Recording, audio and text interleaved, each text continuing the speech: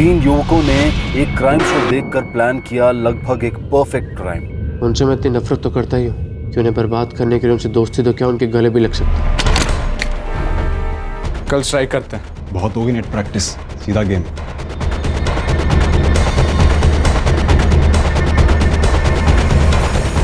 एक तीर से 2 निशान, बदला और पैसा।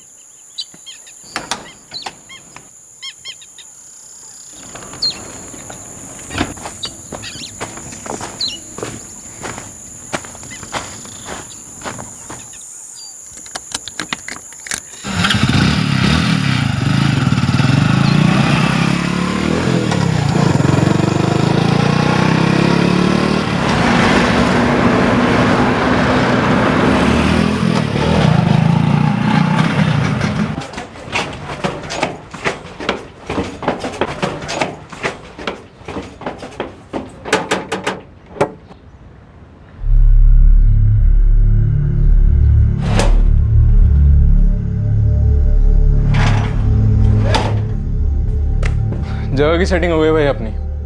कहाँ पे? सरदौली गाँव, यहाँ से आधा घंटा दूर है। कैसे मिली? पहचान है, जगह एकदम सेफ है, एकदम सुनसान जगह है, अपने लिए एकदम परफेक्ट है। चलो एक काम तो हुआ। सुन, आज हमने कुछ वीडियो स्टडी की थी, तू दिखा दे से। हाँ दिखा। तीर निशाने पे लगा है। Yes sir.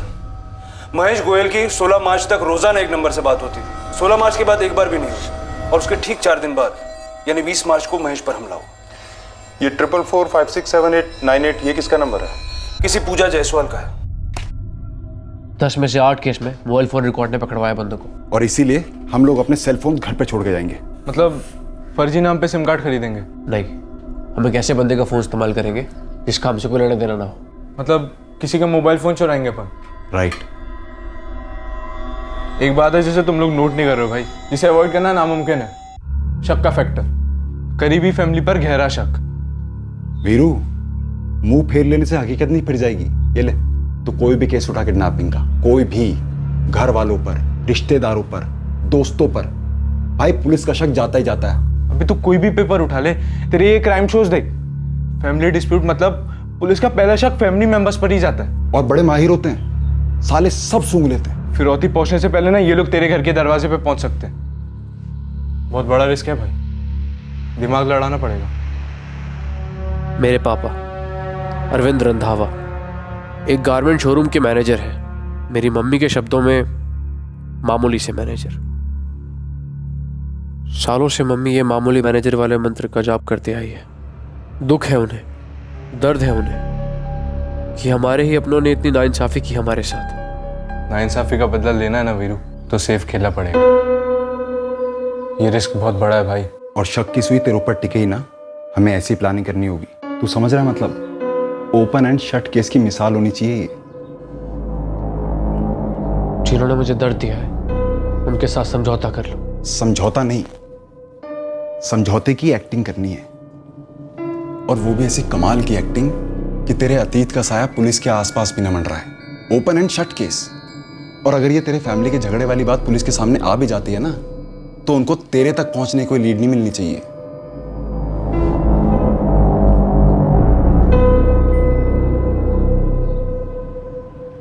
मेरे दादाजी गुरदयाल रंधावा हमारे शहर के टेक्सटाइल इंडस्ट्री का बड़ा ही जाना माना नाम है। मेरे चाचा जी ऋषभ रंधावा आज ये बिजनेस चला रहे हैं। ओए बाइक चलाऊंगा के बच्चे ना का मतलब समझता नहीं है। पापा यश के पास भी है। पापा प्लीज बेटा, ना। तू अभी सिर्फ 14 साल का है, तुझे कोई लाइसेंस नहीं देगा। दादाजी लाइसेंस तो रोड पे चलाने के लिए लगता है ना, मैं तो बस कॉलोनी में चलाऊंगा। बोलना ना पापा से। समर बस कर अब, तू फाइनल एग्जाम में टॉप के नंबर ला, मैं तुझे गियर वाली साइकिल खरीद दूंगा। पापा प्लीज दिला 18 दीजिए बर्थडे ना। तक वही चलाना, मैटर क्लोज। पापा पापा प्लीज ना पापा। क्या हुआ भैया, पापा मान गए? क्या मान गए यार, गियर वाली साइकिल दिलाने की बात की है, अब नाचो खुशी में। अरे पर एक में ना गुड बॉयज की एक्टिंग की थी होमवर्क भी पूरा किया था और इसके बदले खाली गियर वाली साइकिल। सिर्फ 4 साल और फिर देखियो मेरे 18 बर्थडे पे ना आप एक बाइक खड़ी होगी। ओए निकम्मो, अपने ख्याली बाइक से ना नीचे उतरो और चलो चल के तैयार हो। स्कूल जाना है कि नहीं जाना? मतलब आप ही हो ना असली विलन, आप ही पापा के कान भरती हो मेरे खिलाफ। हाँ ठीक है, विलन हूँ मैं और मुझे नहीं बनना अच्छी मम्मी। और बाइक तो तेरी 18 के बाद भी नहीं दिल दूंगी मैं। देखा तूने लड़के कैसे बाइक चलाते हैं, फुर फुर फुर करके। एक मेरी बात सुन लो, मैं तो अपनी बाइक लेके ही रहूंगा, फुर फुर फुर।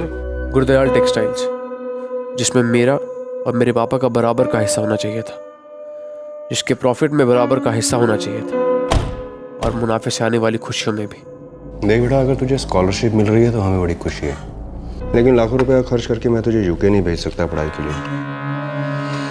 हमारी हैसियत नहीं है। सिर्फ हमारी हैसियत नहीं है, उनके बच्चों को तो फालतू की चीजें भी मिलेंगी और मेरे बच्चे को पढ़ाई के लिए भी पैसे नहीं मिलेंगे। उन लोगों की वजह से हमें अपनी जिंदगी इतनी नाप तोल कर जीनी पड़ रही है, लेकिन आप तो चुप रहेंगे, मुंह नहीं खोलेंगे, कुछ रहेंगे एक मैनेजर के मामूली से ओहदे पर। बस कर संगीता, बस कर। अगर पापा जी ने मेरे साथ सोतेलो जैसा व्यवहार किया तो इसमें मेरी क्या गलती है? हैं? एक तो मैं उनकी नाइंसाफी झेलूं, ऊपर से तेरे ताने। तो जेल सिर्फ आप रहे हैं ना, हम लोग तो ऐसे ही शिकायत कर रहे हैं। हमें तो ये ऐशो आराम की जिंदगी रास नहीं आ रही है ना।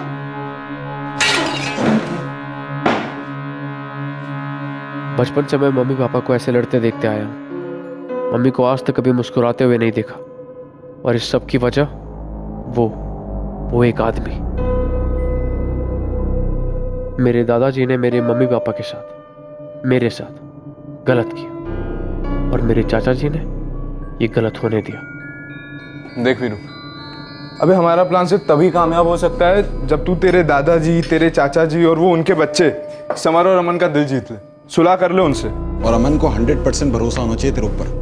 उसे भरोसा होगा वो तभी तेरे पास आएगा, और फिर हमारे साथ। और उसके बाद अपन फिरौती मांगेंगे, वो लोग दे देंगे और पुलिस अपना सर खुजाती बैठेगी जिंदगी भर। और अपन लोग विदेश जाएंगे आगे पढ़ने के लिए।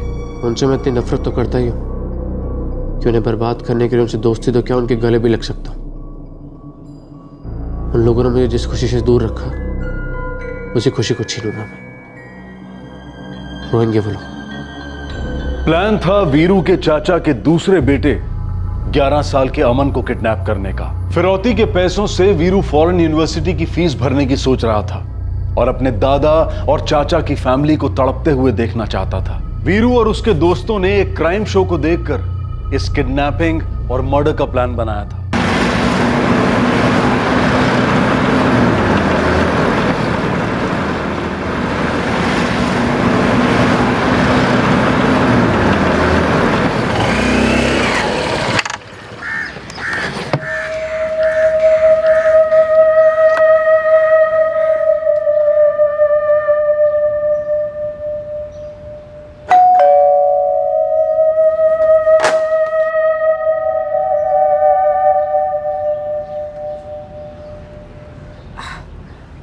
चाची नमस्ते। चितर आना, अंदर आजा। बैठ।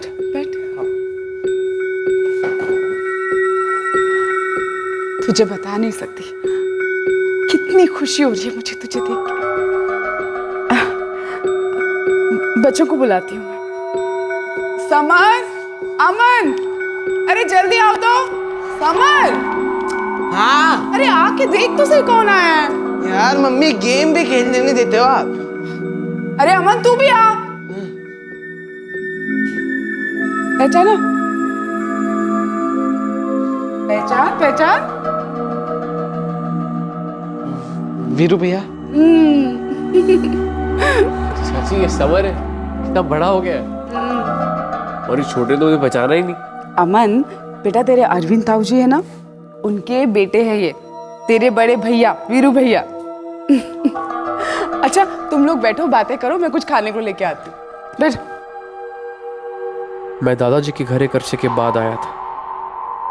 चाची और छोटे भाइयों को आखिरी बार कब मिला था मुझे याद भी नहीं, लेकिन 4 साल पहले की रात मुझे याद है। दादाजी मिलने आए थे हमें, हमारे घर। वो रात मैं कभी नहीं भूल सकता।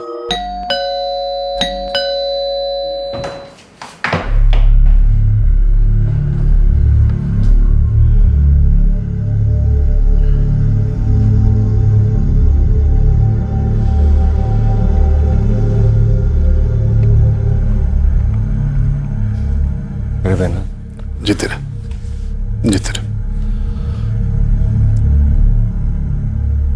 दादाजी ऐसे पेश आ रहे थे जैसे कि वो मेरे पापा पर बहुत बड़ी मेहरबानी कर रहे थे। परविंदर को जानता है तू? मेरा दोस्त बाजवा पर्स वाला। वही, वो मेरे लिए कुछ भी करेगा। मैंने उससे बात की, वो एग्री हुआ तुझे नौकरी देने। उसके शोरूम का तो मैनेजर होगा। पापा जी, मैं मैनेजर? पापा जी, हमारी अपनी मेल में क्यों नहीं? तुम अगर बीच में ना ही बोलो तो बेस्ट रहेगा। तेरी उम्र और काबिलियत के हिसाब से रोज रोज ऐसी नौकरियां नहीं मिलती, और शायद ना ही कभी आएंगी। दूसरा मौका मिला है जिंदगी में। अपने स्वभाव पर काबू रख और घर को देख। इससे ज्यादा मैं तेरे वास्ते और कुछ ना कर पाऊंगा। चलता हूं। पापा जीते रहे।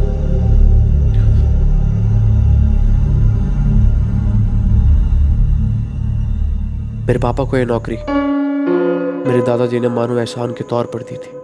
एहसान था, भीख थी, तरस था, जो भी था उसका नतीजा सिर्फ एक था, जिल्लत, अपमान, एक दर्द भरा घाव जो सालों में भरने के बजाय नासुर बन गया था मेरे अंदर। और अब वैसा ही घाव, उतना ही दर्द मैं उन्हें देने वाला था।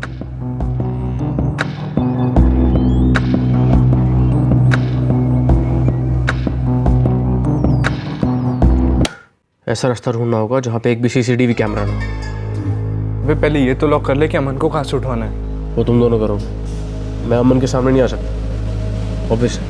लेकिन वीरू, तू एक बात बता, देख तू तो प्लान के खातिर उनसे सुलह करने के लिए मान गया, और तेरे मम्मी पापा भी मान गए। क्या तू पापा जी के घर गया था? चाची और अमन समर से भी मिला? तेरा दिमाग खराब हो गया है क्या? तू फिर से दलील कराना चाहता है हमें? मम्मी ऐसे बैठे बैठे सोचते रहोगे तो कभी आगे नहीं बढ़ पाएंगे। और क्या दिक्कत है उनसे मिलने में? वो भी तो परिवार है हमारा। तो तुझे क्या लगता है तेरे एक बार वहां होकर आने से तेरे दादाजी और चाचा जी हमें अपना लेंगे, प्रॉपर्टी में बराबर का हिस्सा दे देंगे? मम्मी देखिए, मुझे जो लगा मैंने वही किया। अब चाची, बच्चे सब लोग खुश थे मुझे देखकर, और क्या दिक्कत है? मुझे अच्छा लगा वहां जाके, और मैं तो कहता हूँ एक बार आप लोग भी जाके उनसे मिल लीजिए, अच्छा लगेगा आप लोगों को। तू भूल रहा है कि गलती उनकी थी। ठीक है, गलती उनकी थी, पर हम तो सुधार सकते हैं। उन्होंने पहल नहीं की तो हम तो कर सकते हैं। और एक बात मुझे गारंटी के साथ पता है कि वो लोग भी यही चाहते हैं।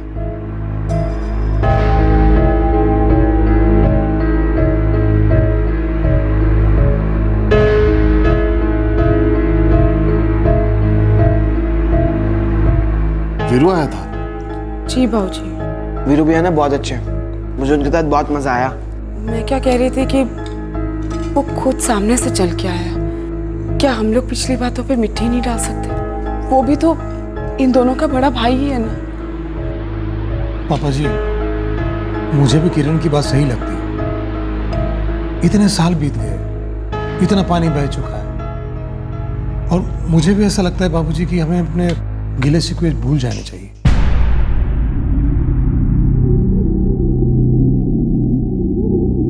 आज सुबह दादाजी का सामने से फोन आया था पापा के पास।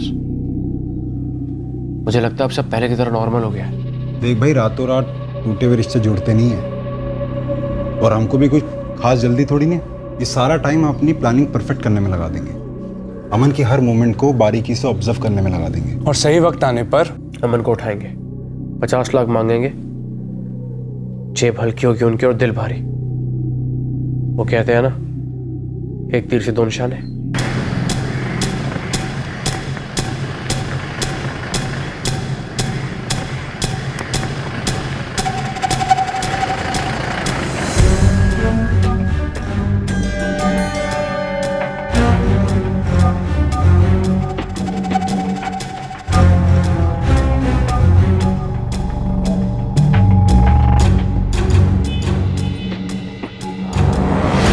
अकेला कभी नहीं रहता है वो, स्कूल हो या कहीं हो, या तो समर होता है उसके साथ, नहीं तो उसकी माँ होती है। मतलब उसे अकेले कॉर्नर करने की कोई गुंजाइश नहीं है। एक छोटा सा मौका है हमारे पास अजय। देख, जब स्कूल खत्म होता है और बच्चे बस की तरफ जाते हैं, तब अमन का ग्रुप वहां पहले पहुंचता है, समर का बाद में।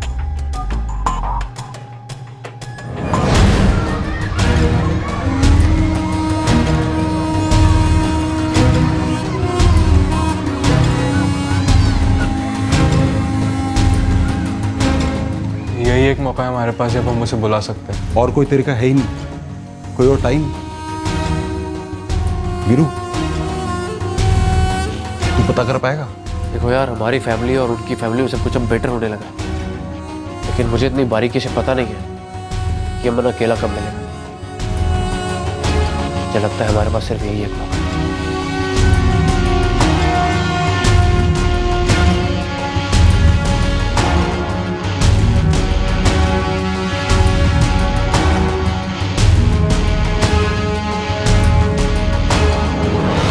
ऐसा लगता है ना जैसे कल की ये बात हो, जब हम सब साथ में रहते थे। ये समर, ये तो मेरे पेट में था, और वीरू 5 साल का। मुझे तो कभी कभी लगता है जैसे पिछली जिंदगी हो। सब कुछ कितना बदल गया है ना तब से। हम लोग कितना बदल गए हैं। हम चाहे ना तो फिर से सब कुछ बदल सकते हैं, और प्यार से तो और भी जल्दी बदल सकते हैं, है ना भाभी?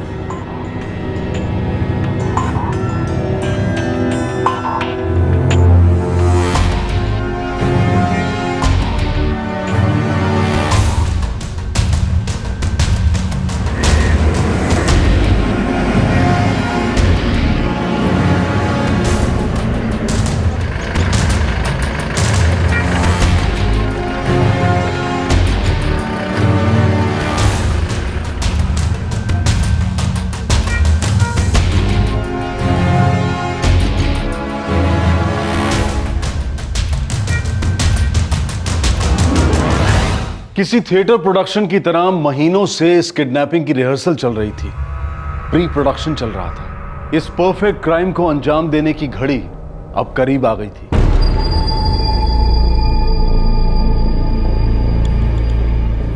दे, मैं निकलता हूं। हाँ रुक, वैसे तो मैंने इसके सारे स्टिकर मार्क्स निकाल दिए हैं और रास्ते पे कोई सीसीटीवी कैमरा भी नहीं है, लेकिन अपने को कोई चांस नहीं लेना है।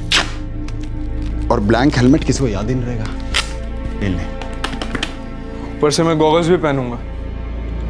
अगर स्केच बनाने की नौबत भी आएगी तो पुलिस का आर्टिस्ट क्या स्केच बनाएगा?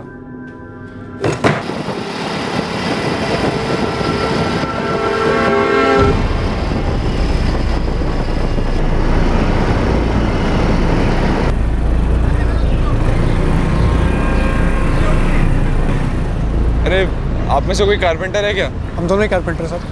पर यार मुझे एक ही चाहिए था। चलिए मैं चलता हूँ। बैठो। बैठ गए? चलिए।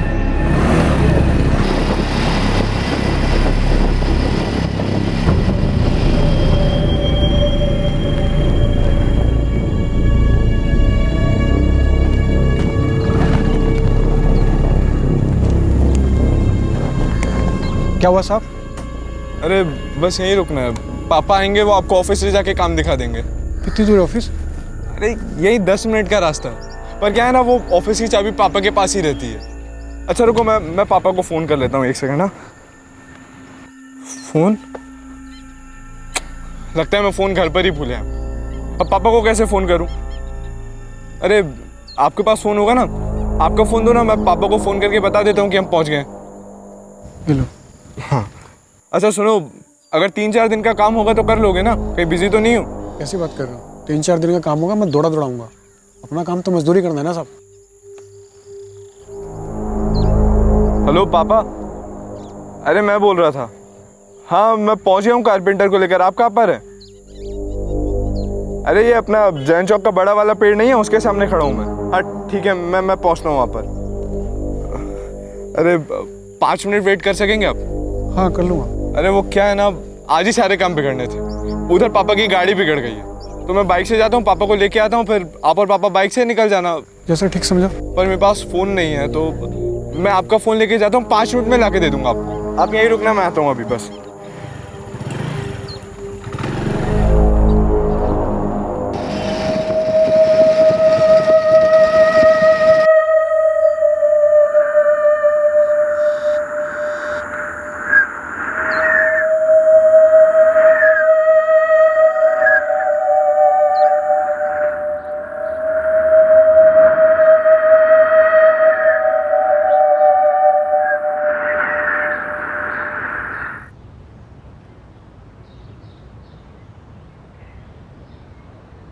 क्या कह रहा है?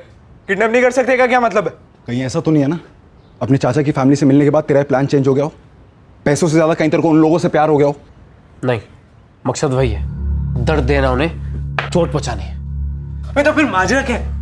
देख देख, सब कुछ प्लान हो चुका है, हमें पता है कि हमें अमन को स्कूल के बाहर से उठाना है, तो अब प्रॉब्लम क्या है? मुझे लगता है हमारा प्लान परफेक्ट नहीं है। किस एंगल से परफेक्ट नहीं है? तूने कभी सोचा है अगर मैंने अमन को स्कूल बस के पास अपने पास बुलाया तो, और वो नहीं आया तो, या उसे समर को बुला लिया तो, और अगर मैं पकड़ा गया तो वहां पे जाके? और सबसे बड़ी बात, अगर हम पहली बार में उसे उठाने में कामयाब नहीं हुए तो दूसरी बार वहां जाकर वही काम करना, 100% फंसेंगे। भाई मेरे, तू नेगेटिव सोच ही मत। स्कूल से लेकर सरदोली गांव तक पूरा रूट स्टडी किया मैंने। एक सीसीटीवी कैमरा नहीं है रास्ते में, और घर पूरा साफ है, कोई पंगा नहीं है, जीरो रिस्क। ये देख, ये फिरौती का कॉल करने के लिए फोन भी अरेंज हो गया अपने पास, और लाश फेंकने के लिए तालाब भी मार्क कर लिया हमने। एक सीसीटीवी कैमरा नहीं है वहां पर, और तेरे को तेरी फैमिली को मिले हुए उन लोगों से 4 महीने हो चुके हैं। तू कह रहा है अमन तेरे पास नहीं आएगा? ऐसे कैसे हो सकता है यार? और कोई तेरे पे क्यों शक करेगा? देख फिर, अभी नहीं तो कभी नहीं। अरे तुम लोगों को समझ में क्यों नहीं आ रहा है यार? अमन को नहीं उठा सकते, मतलब नहीं उठा सकते।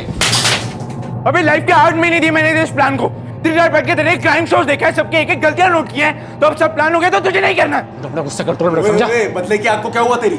ठंडी पड़ गई? और तेरी यूके में पढ़ने के प्लान को क्या हुआ? बे सोच, 50 लाख रुपए मिलेंगे हम लोगों को, 50 लाख। सब बांटेंगे तो लगभग 16.5 लाख रुपए। ये प्लान शुरू किसने किया था? हैं? तूने कहा था भाई बदला लेना मेरे को। अरे बदला लेना है, बदला भी लेना है और पैसे भी चाहिए, और उन्हें जिंदगी भर का दर्द भी देना है, लेकिन अमन के जरिए नहीं। अमन बहुत रिस्की है, समर को उठा दे। समर को? अबे तू पागल है, उठाना बहुत मुश्किल हो जाएगा। यूरोफॉर्म हाथी को भी बेहोश कर देता है। तो मेरे भाई को मिलना भी तो चाहिए अकेला। मिलेगा, जरूर मिलेगा। मैंने समर के मोमेंट्स को बहुत बारीकी स्टडी किया है, वो अकेला मिलेगा हमें। हलवा कैचा आराम से हाथ में आएगा।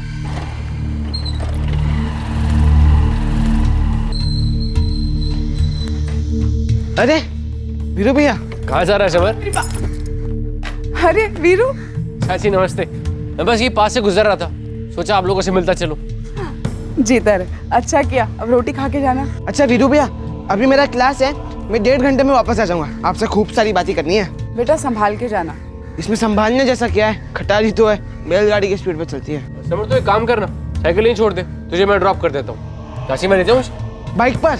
वीरू सुन बेटा, ये ना बाइक पे चलाने की जिद करेगा, बिल्कुल तेरे को कसम है मेरी, अगर तूने चलाने दी इसको। ओ मम्मी डार्लिंग, अपनी कसम वसम वापस ले लो, मुझे पहले से बाइक चलाने आती है। हैं? फिर तो तुझे डबल कसम है अगर तूने इसे बाइक चलाने को दी तो। चाची आप फिक्र मत करो, जब तक ये 18 का नहीं होता ना, ये मेरे पीछे ही बैठेगा। आजा हीरो, चल।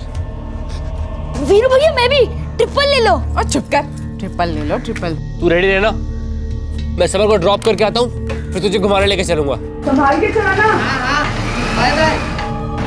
वीरू भैया, किसी दिन मुझे भी बाइक चलाने दो ना, मम्मी तो अलाउ ही नहीं करती, और ऊपर से ना पापा के भी कान भर के रखती। No bike before 18। चल ठीक है, किसी दिन मौका देखकर तुझे ओपन फील्ड ले जाऊंगा, हाँ जितनी मर्जी है बाइक चला लेना। पक्का ना? पक्का। समर ट्यूशन क्लासेस साइकिल पे जाता है, बड़े आराम से उठा सकते हैं हम उसे। बाजार से आलू प्याज उठाने जितना आसान तो नहीं है ना। फिर से पूरे रूट की स्टडी करो, बिना सीसीटीवी कैमरे का रास्ता मैप करो, मतलब सब कुछ वापस से करो, डबल मेहनत करो, लेकिन जीरो रिस्क। समर को मैं आधे रास्ते बेला फुसला कर लिया, उसके बाद तुम लोग उसे जेब में डाल के ले जाना। और दूसरी बात, अगले हफ्ते स्कूल की छुट्टियां चालू है। मतलब 1 हफ्ते में हम पूरी प्लानिंग वापस से कैसे करेंगे? हो जिससे स्कूल बंद हो रहे हैं, लेकिन ट्यूशन क्लासेस चालू रहेंगी। टाइम की टेंशन नहीं है हमें, हमें सिर्फ काम परफेक्टली करना है अपना। इससे बेटर मौका नहीं होगा हमारे पास। तो गुरदयाल, उसका दूसरा बेटा ऋषभ और ऋषभ की पत्नी किरण, इन तीनों को हल्का सा भी शक नहीं हुआ कि 14 वर्षीय समर को अब जान का खतरा है, और पहले शिकार 11 वर्षीय अमन था। दूसरी तरफ वीरू के माँ बाप को भी बिल्कुल खबर नहीं थी कि उनके बेटे की तरफ से ये टूटे रिश्तों को फिर से जोड़ने की कोशिश दरअसल बदले के इरादे से की गई साजिश का एक हिस्सा था। तो तुझे हमारी दवाई का सैंपल मिलता है, और याद रख हमारी दवाई बहुत कड़वी है। जिसके बोलो उसके शपथ खाने को तैयार हूं साहब। मैं तो 1 साल से याशी के कॉम्प्लेक्स में गई ही नहीं हूँ। मैं बटाटे की बोरी लेने बाहर जा रहा था, तब मैंने देखा और फिर इसने आकर मुझे बताया। और वीरू अपने दोस्तों के साथ सीरियस अध्ययन में लगा हुआ था कि इस तरह इस परफेक्ट क्राइम की प्लानिंग की जाए ताकि तहकीकात उनकी चौखट तक कभी न पहुंचे। अब शिकार की घड़ी बहुत पास आ गई थी। वीरू, अजय और कमल ने जुर्म के सारे निशान मिटाने की बारीकी से प्लानिंग कर ली थी। एक परफेक्ट क्राइम होने जा रहा था, एक ऐसा जुर्म जो नफरत के दलदल से जन्मा था और लालच की गोद में पला था। पूरे 5 गियर है, स्पीड भी कंट्रोल कर सकते हैं, बिल्कुल आपकी बाइक की तरह। भैया ये साइकिल मैं भी चलाऊंगा, बोल देता हूँ। लो, पापा ने सिर्फ ये मेरे लिए खरीदी, ओके? तो इसे मैं ही चलाऊंगा। हाँ, तो चला सकता है कभी कभी, लेकिन बच्चों अगर इस पे एक भी खरोच चाहिए ना तो तू देख लियो, वो तेरी आखिरी राइड होगी। ये क्या रूल है? मैं नहीं मानता ये रूल। नॉट फेयर समर, अमन तेरी साइकिल नहीं तोड़ेगा, अच्छे से चलाएगा। क्यों अमन? भैया आप इसे जानते नहीं हो, ये ना कुछ भी तोड़ सकता है, इससे कुछ नहीं आता। भैया ये तो मुझे डफर ही समझता है। अमन तू चिंता मत कर, 3 साल बाद इसकी बाइक आ जाएगी, फिर ये साइकिल तेरी। मैं 3 साल वेट नहीं करूंगा, मैं पापा को बोल के थोड़े दिन में ही ऐसी साइकिल खरीद लूंगा, वो भी गियर वाली। तो जा ना भाई, मंगवा ले जा भाई। Good night. समर चलो भाई, बहुत हो गई तुम्हारी गियर वाली साइकिल की पूजा, कुछ खा पी लो। वीरू तू भी चल बेटा, आजा। अरे चाची, ये समर और अमन मुझे साइकिल के बारे में समझा रहे हैं। साइकिल वैसे अच्छी है चाची, कभी कभार मन करता है कि मैं ही बच्चा बन जाऊं। बचपन बहुत अच्छा था। हाँ ये तो है, बचपन कभी लौट के थोड़ी ना आता है। अच्छा चलो चलो जल्दी आ जाओ। समर तू सुनना है ना मेरी बात? हाँ मम्मी, आता हूँ। आ फिर। हाँ।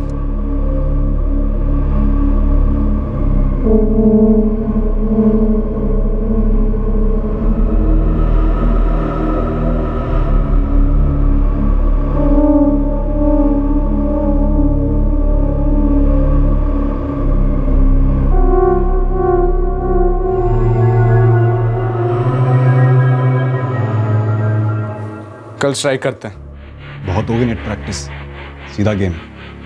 क्यों वीरू, खामोश क्यों है तू? फिर से प्लान चेंज करने का इरादा तो नहीं है तेरा? ना, कल करेंगे। एक तीर से 2 निशान, बदला और पैसा।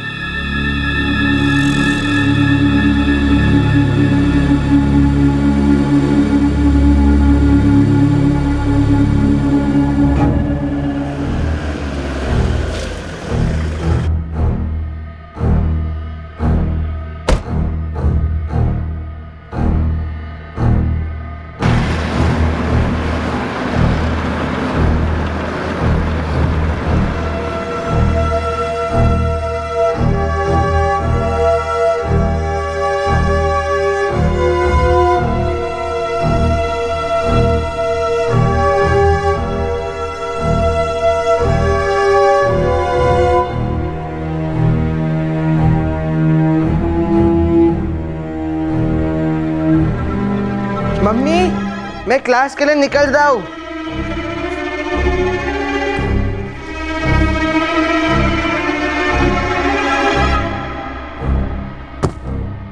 अरे क्या है भैया, आपको आउट कर दिए। समर मेरी बात सुन, पहले गियर में गाड़ी चलाना, सुन रहा है ना? ये लो, ऐसा ही था तो फिर गियर वाली साइकिल क्यों लेके दी? पहले वाली खटारा ही चला लेता। Bye bye. बाय।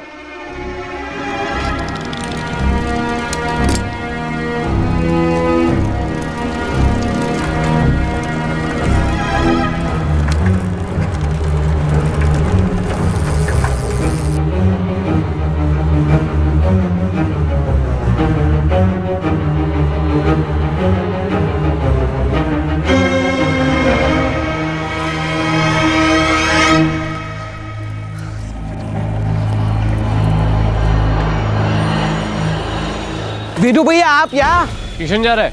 हाँ, अपना तो वही रोज का, लेकिन आप यहाँ? कुछ नहीं, दोस्त तेरे घर जा रहा हूँ, फिर सोचा कि तू इसी रास्ते से ट्यूशन जाता है तो तेरा यही वेट करने लगा। कुछ काम था? देख मैं तुझे बताऊंगा ना, वो हमारे बीच में रहना चाहिए। चाचा चाची दादाजी या फिर अमन, तो किसी को नहीं बताएगा। हाँ मैं किसे बताऊंगा, बोलो ना। बाइक चलाएगा? बाइक? हाँ, मेरी यूनिवर्सिटी की बैक रोड खाली रहती है, बोल। यार लेकिन अभी मेरा 5 मिनट में क्लास है, हम क्लास के बाद चल सकते हैं? क्लास के बाद जाएगा तो चाची को पता लग जाएगा ना, बेकार का बवाल होगा। लेकिन अगर क्लास नहीं जाऊंगा तो भी तो मम्मी को पता चल जाएगा। एक दिन क्लास बंक कर लेगा ना तो ट्यूशन वाले देखकर फोन नहीं कर देंगे। वो तो वैसे भी नहीं करते, लेकिन मैं कभी क्लास बंक नहीं करता। ठीक है, तेरी मर्जी। मुझे लगा तुझे बाइक चलाने में इंटरेस्ट है, इसलिए सिखा दूंगा। तो मार लूं बंक? मैं तो सोचता भी नहीं और पूछता भी नहीं। एक दिन क्लास बंक कर लेगा तो तेरा ना तो मेरे अपना नाम आ जाएगा ना ही निकल जाएगा। बाकी तेरी मर्जी है, ऐसे मौके बार बार नहीं आते। चलो फिर आज क्लास की छुट्टी, आज बाइक चलाएंगे। लेकिन इस साइकिल का क्या करूं? साइकिल वही पार्क करते जहाँ हमेशा पार्क करता है, वो तेरी ट्यूशन क्लास के बाहर। मैं तेरा मेन रोड पे वेट करता हूँ। ठीक है, जल्दी आना।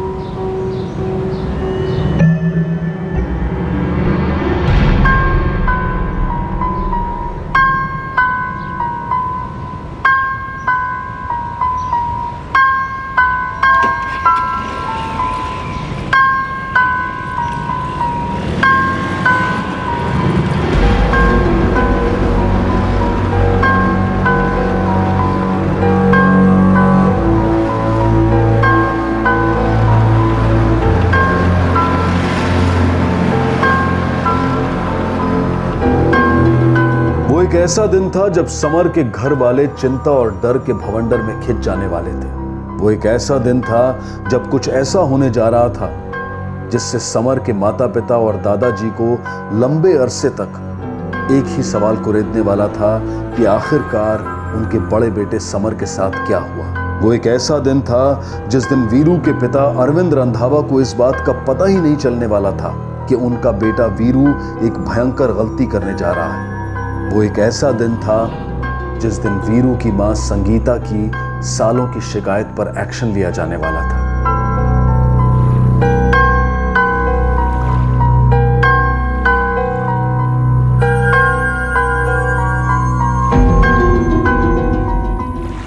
अरे वीरू भैया, हम यहाँ प्रैक्टिस करेंगे? अरे नहीं यार, हम बैकग्राउंड में प्रैक्टिस करेंगे। तो फिर यहाँ क्यों? तू क्वेश्चन बहुत पूछता है। आजा, तुझे अपने फ्रेंड से मिलवाता हूँ। समर, ये कमल है और वो अजय, और ये मेरे चाचा का बेटा समर है। क्या हाल है समर? समर, तो एक काम कर, तू बाइक पर अकेला, हम तुझे पीछे कार में आते हैं। मैं अकेला? आप मेरे पीछे नहीं आओगे? अरे तू चला लेगा यार। सच में जाऊँ? अरे सच में जा, तू चाचा जा।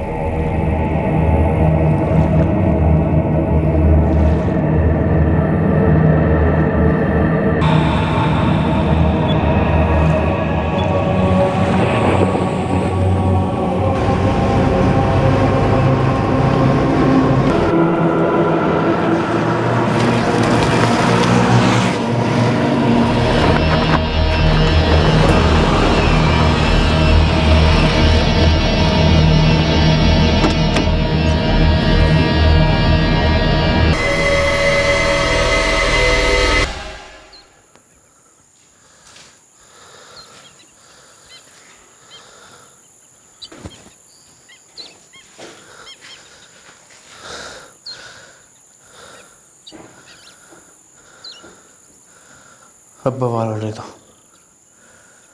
उसके बाद कमल तू घर पे फिरौती के लिए फोन करेगा। एक काम खत्म, अब रोकड़ा।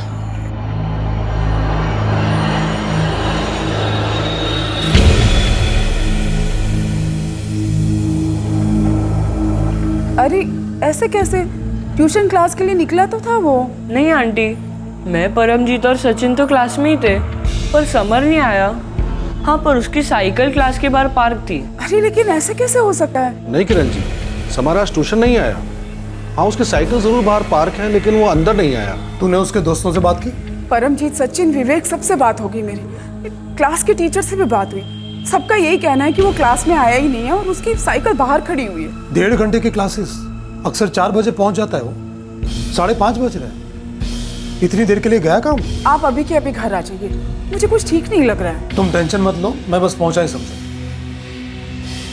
क्या हुआ ऋषभ, घर पर सब ठीक है? पापा जी समर ट्यूशन क्लास गया था, साइकिल बार पार्क्ड है, लेकिन लड़का अंदर गया ही नहीं। 1.5 घंटे के क्लासेस होते हैं, किसी को नहीं मालूम वो कहाँ घर भी नहीं पहुंचा अभी तक। तो फिर कहाँ चला गया वो? नहीं तो वीरू तो घर पर ही है। लो तुम बात कर लो उससे। वीरू, वीरू। हाँ मम्मी। लेकिन हुआ क्या है बेटा? ये किरण चाची का फोन है, पूछ रही है तुम्हारी समर से कुछ बात हुई थी क्या? तुम उससे मिले थे क्या? नहीं तो क्या हुआ? तो बात करो। हेलो। वो समर ट्यूशन क्लास गया था, अभी तक घर ही नहीं लौटा और टीचर का कहना है कि वो क्लास में भी नहीं आया। 3:30 बजे क्लास खत्म होती है और 4 बजे तक घर भी आ जाता है। अब तो 5:30 हो रहे हैं, उसका कुछ पता ही नहीं है। चाची आप चिंता मत कीजिए, मैं भी आता हूँ। क्या हुआ? चाची कह रही है समर मिल नहीं रहा है, अभी तक घर नहीं लौटा। अरे ला, मैं तेरे पापा को फोन करती हूँ, हम लोग भी पहुंचते हैं वहाँ। अरे आप चिंता मत करो, कोई मूवी भी चला गया होगा चाची से झगड़ा करके, मैं देखता हूँ, मिल जाएगा, कोई बात नहीं। अरे ऐसे कैसे?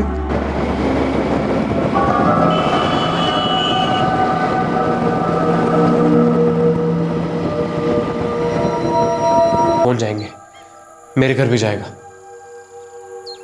ठीक है, तू निकल, हम तेरे को ठीक 7:15 बजे फोन कर देंगे। अरे सुन, तू वापस आएगा हाँ 8:30 तक। बॉडी ठिकाने लगानी हमने। मस्ती करता था, लेकिन इस तरह बिना बताए कभी कहीं नहीं गया। मैं क्या कहता हूँ, तुरंत पुलिस के पास चलते हैं। हाँ पापा जी, कुछ गड़बड़ जरूर है। अगर समर कहीं फंस गया होता तो कहीं से एक फोन तो कर ही सकता था ना। उठिए चलिए पापा जी। ये तो कोई अननोन नंबर है। उठा फोन उठाइए, समर का हो सकता है।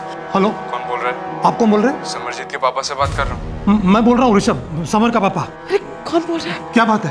तुम्हारा बेटा हमारे कब्जे में, ना पुलिस के पास जाना ना शोर मचाना। शोर मचाया आपने तो आपका लड़का हमेशा के लिए खामोश हो जाएगा, मतलब मार डालेंगे हम उसको। क्या बोल रहे हैं आप? चाहते क्या हो? 50 लाख पैसे दो, लड़का लो। मैं फिर कॉल करूंगा ये बताने के लिए कि पैसे कहाँ पर चाहिए, और जितना जल्दी हो सकता है उतना जल्दी कैश रेडी करो। और फिर कह रहा हूं, नो पुलिस। अगर पता चलता है कि पुलिस इन्वॉल्व हुई है तो गला काटकर फेंक देंगे समर का। हेलो हेलो, अरे क्या हुआ? किसका फोन था? किसी ने समर को किडनैप कर लिया। क्या है? किडनैप? 50 लाख रुपए मांग रहे हैं और बोला कि अगर पुलिस को बताया तो समर को मार डालेगा। पर ऋषभ, ये है कौन आदमी? पता नहीं, मुझे भी पता नहीं किसका फोन था ये। पैसे कहाँ देने? बोला कि वापस फोन करूंगा। तू ऐसा कर, इस नंबर पे वापस फोन लगा। स्विच ऑफ आ रहा है। हम पुलिस के पास चलते हैं। देखो, हम सबको हिम्मत से काम लेना होगा। हम पुलिस को सब बता देंगे, वो इस कॉलर को ढूंढ निकालेंगे। बेटा, यहाँ पे सवाल 50 लाख का नहीं है, सवाल ये है कि समर उनके पास है भी या नहीं। चलो मेरे साथ, चलो बेटा। चल। और फिर हम पुलिस स्टेशन होकर आए तो ध्यान रखिए यहाँ।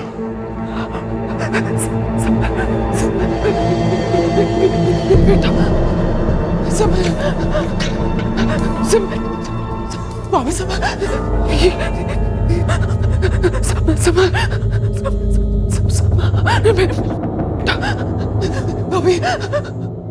अरे जान अटकी उन लोगों की समर में, चुपचाप 50 लाख कैश निकाल के दे देंगे। मुझे लगता पुलिस के पास जाएंगे। लेकिन बाय चांस मैं फिरौती का कॉल करता हूँ और तेरे चाचा समर के पापा बोलते कि वो पुलिस के पास ही जाएंगे, ऐसा हुआ तो? भाई अगर ऐसा हुआ तो वीरू तेरे को संभालना पड़ेगा, तेरे को रोकना पड़ेगा उन्हें पुलिस तक जाने से। अरे फिर तो बेड़ा करके, अगर मैंने उनको रोका तो वो लोग मुझे शक करेंगे। तो क्या करें, पुलिस के पास जाने दे उन्हें? अरे मेरे दादाजी और चाचा जी के पास बहुत पैसा है, 50 लाख तो यही ऑफिस में पड़े रहते होंगे। मुझे नहीं लगता कि वो समर की लाइफ के साथ रिस्क लेंगे। हम पैसे मांगेंगे और वो लोग दे देंगे।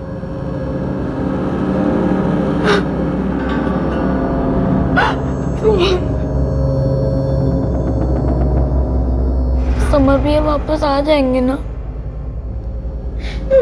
आ जाएंगे। अरे यार संभाल वम्भाल लेगा वो सब ठीक है, लेकिन हमारे पास कोई प्लान भी है ही नहीं। अगर वो लोग पुलिस के पास चले गए तो क्या करेंगे हम? हमने कुछ सोचा ही नहीं है। अरे यार तू नेगेटिव मत सोच यार, वीरू आता ही होगा, फिर ये इस लाश को ठिकाने लगा देंगे हम लोग, ठीक है? सुबह फोन करेंगे फिरौती के लिए, पैसे उठाएंगे और यहाँ से रफो चक्कर।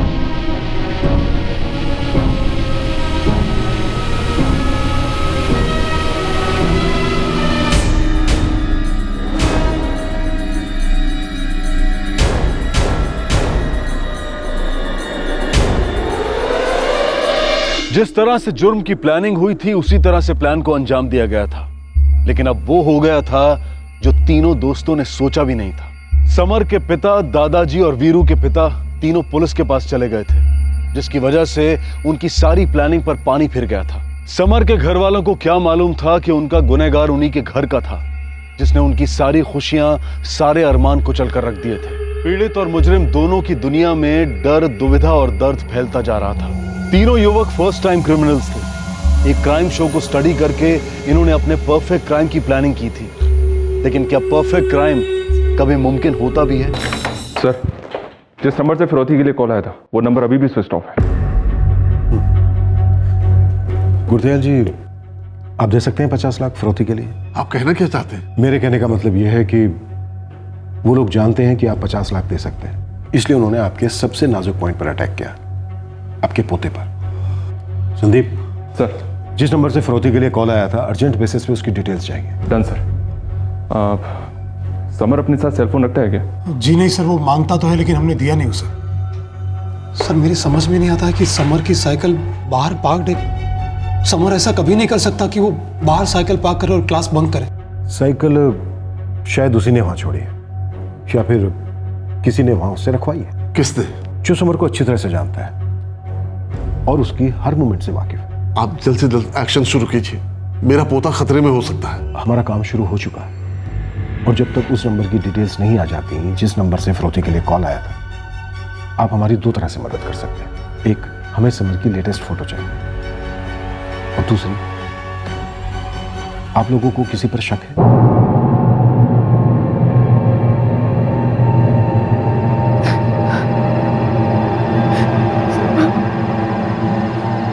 किरण, तो थोड़ा पानी पी लो। मम्मी, मैं एक बार बाहर जाके आता हूँ। कहाँ जा रहा है? मेरे से यहाँ बैठा नहीं जाएगा। मैं देखता हूँ कि क्लास के बाहर शायद कुछ पता चले। ठीक है, जा तो। भैया मैं भी चलूं? नहीं नहीं, तू मम्मी के पास रह, मैं आता हूँ।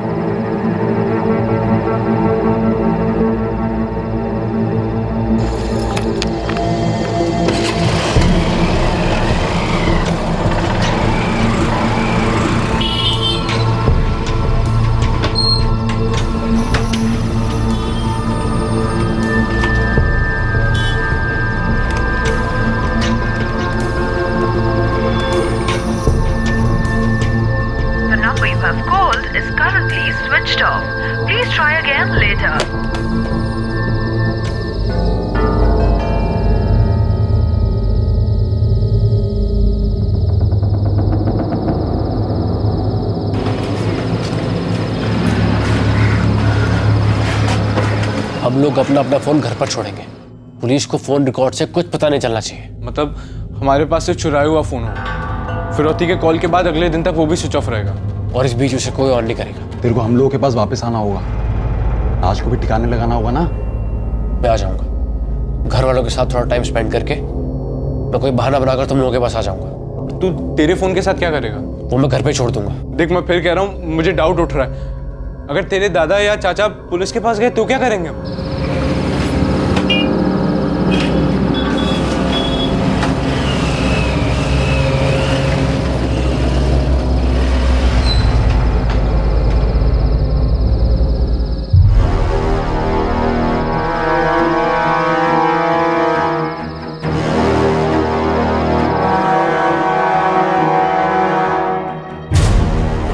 क्या हुआ?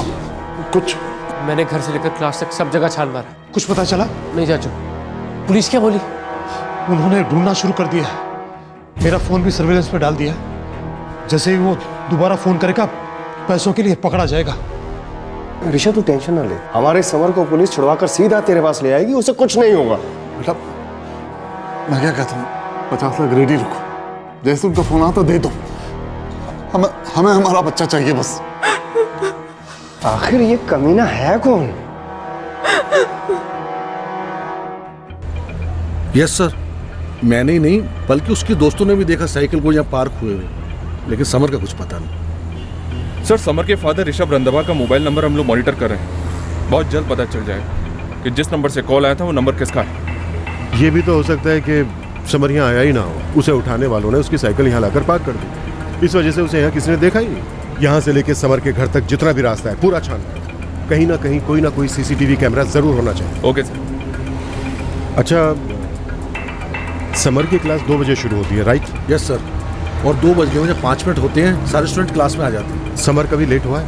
नहीं सर, समर कभी लेट नहीं हुआ, कभी एब्सेंट भी नहीं रहा है, बहुत ही रेगुलर स्टूडेंट रहा है सर। Thank you.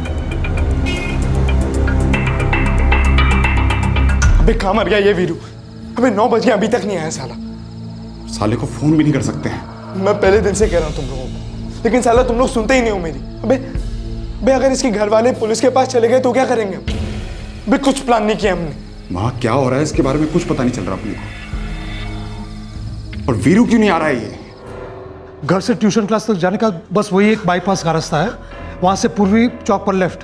जी ठीक है ऋषभ जी, हमने समर के फोटोग्राफ हमारी सारी पेट्रोलिंग वैन्स को भेज दिए हैं और अब उसकी ट्रैकिंग शुरू हो चुकी है। Thank you sir. क्या हुआ जी? क्या कहा पुलिस ने? मेरा समर मिल जाएगा ना? हाँ किरण, मिल जाएगा, समर मिल जाएगा। लेकिन वो कॉल हो गया, क्या चाहते हो? मैं भी नहीं जानता किरण, उसका फोन स्विच ऑफ आ रहा है।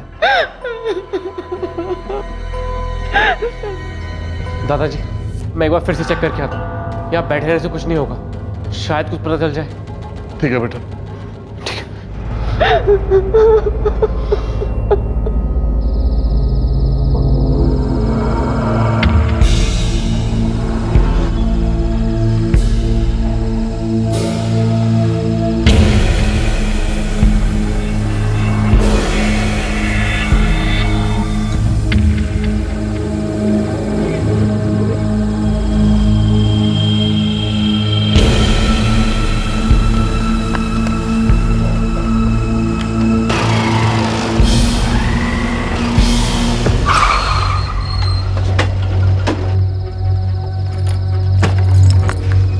जी कुछ पता चला? तुम कौन? मैं वीरेंद्र रंधावा, समर मेरे चाचा का बेटा है। हम उसे ढूंढ रहे हैं, बहुत जल्द खबर मिलेगी।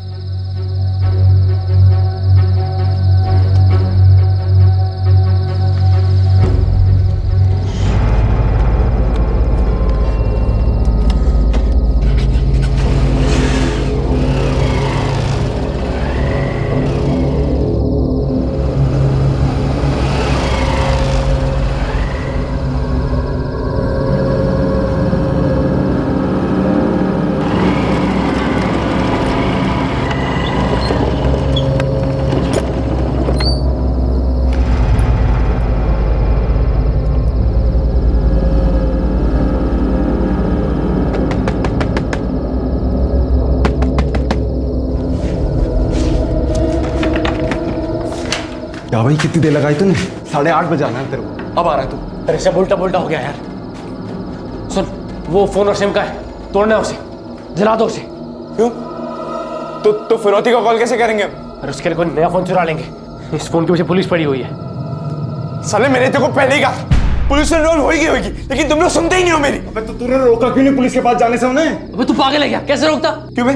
उस दिन तो बड़े कॉन्फिडेंस से बोल रहा था तू वो लोग नहीं जाएंगे पुलिस के पास। ठीक है चले गए वो लोग पुलिस के पास, क्या करता मैं?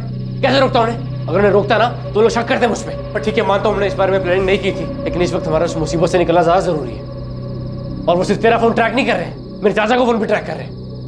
तो अब हैं? तो अब तो मुझे नहीं लगता कि हमें फिरौती के 50 लाख मिल सकते हैं। क्यों नहीं मिलेंगे?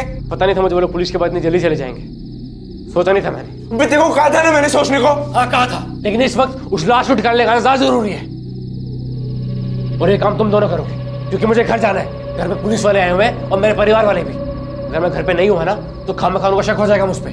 नहीं, ये हम दोनों से नहीं होगा, तू भी चलेगा हमारे साथ। एक तो तूने पहले ही मूड ऑफ कर दिया ये फिरौती वाली बात करके कि पैसे नहीं मिलने वाले, ऊपर से ये बॉडी का बोझ भी हमारे सर पर। तू भी चलेगा हमारे साथ, तू भी चलेगा ये बॉडी को डिस्पोज करने। पुलिस के पास जा चुके हैं ना वो लोग, इसका मतलब पूरे सोहमगंज में पुलिस हमको ढूंढ रही होगी, पूरे सोहमगंज में रेड अलर्ट आज जारी हो गया होगा वहां पर। तुम लोग समझ क्यों नहीं रहे हो यार? मुझे घर जाना जरूरी है। तो सुन ले, तेरे बिना ये लाश यहां से हिलेगी नहीं, है ना? तू चलेगा हमारे साथ। अरे चलो यार, इसको दफनाना है बेटा। एक बार ये लाश सड़ गई ना, सबकी बैंड बच जाएगी। वो तो वैसे ही बच चुकी है ना। अभी जब फिरौती के पैसे नहीं मिलने वाले थे तो बेकार में इस बच्चे को क्यों मारा हमने? पर इस वक्त ये सोचना जरूरी नहीं है। ठीक है, चलता हूं मैं तेरे साथ। इस वक्त इस फोन को, सिम को तोड़ना जरूरी है, उसकी लाश को ठिकाने लगाना जरूरी है। काम करते हैं, इस फोन को, सिम को रास्ते में तोड़ेंगे। मुझे डर है कि अब तक तो पुलिस ने फोन को ट्रैक कर ही लिया होगा। ठीक है, चल रहा हूं मैं तेरे साथ।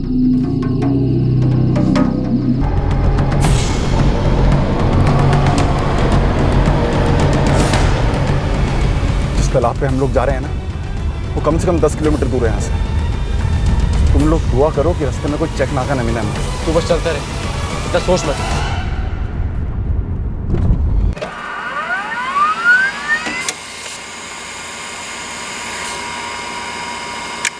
दिनेश कौशल? जी हाँ सर, यही पास की बस्ती में रहता है। 99% फर्जी होगा, फिर भी रेड करो। Right sir. आप किसी दिनेश कौशल को जानते हैं? दिनेश कौशल? नहीं तो पापा जी नहीं जानते। पूरे चांसेस हैं फर्जी होगा, एड्रेस भी फर्जी होगा। आपको फिरौती के लिए जिस नंबर से कॉल आया था वो इसी नाम पर रजिस्टर्ड है। एड्रेस भी यहीं पास की बस्ती का है। और ये कौन हो सकते हैं? कोई क्रिमिनल गैंग हो सकता है, या फिर कोई ऐसा हो सकता है जिसके साथ आपको कोई झगड़ा हुआ हो जिसे आप जानते हो। फैमिली में कोई झगड़ा, कोई पुरानी दुश्मनी, कोई गुस्सा।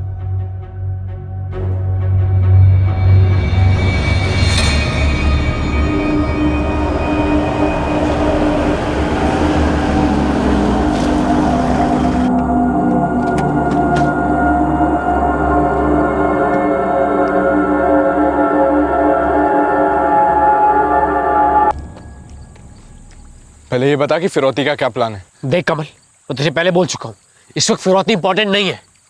हमारे सर पे मर्डर है और हमें उससे बचना है। देख वीरू, मैं और अजय इस प्लान में शामिल क्यों हुए? पैसों के लिए। हमारी तेरे चाचा के साथ कोई दुश्मनी नहीं थी कि हम किसी खून में इन्वॉल्व हो जाए। यहाँ से निकल लेते हैं पहले, हैं? फालतू में किसी पुलिस ने देख लिया, 4 सवाल पूछेगी और फिर मैं कह रहा हूँ यहाँ से निकलते हैं पहले। कमल,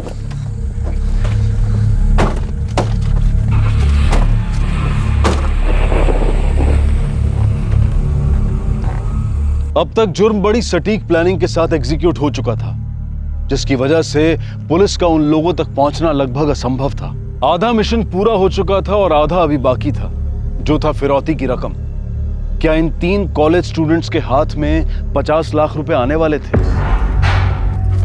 मुजरिमों के प्लान के हिसाब से गरीब मासूम आदमी पुलिस की सख्ती का शिकार हो गया था।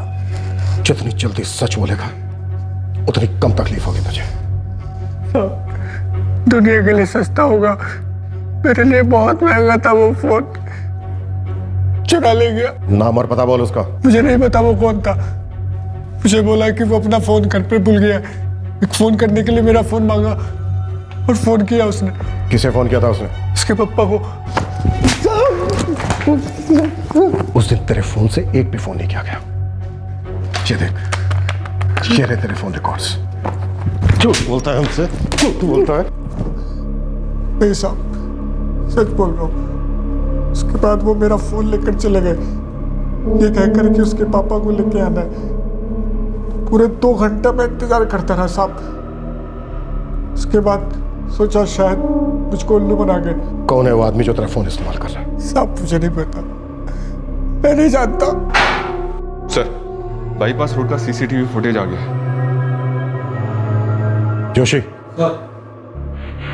जब तक इसका मुंह नहीं खोले तेरा डंडा नहीं रुकना चाहिए।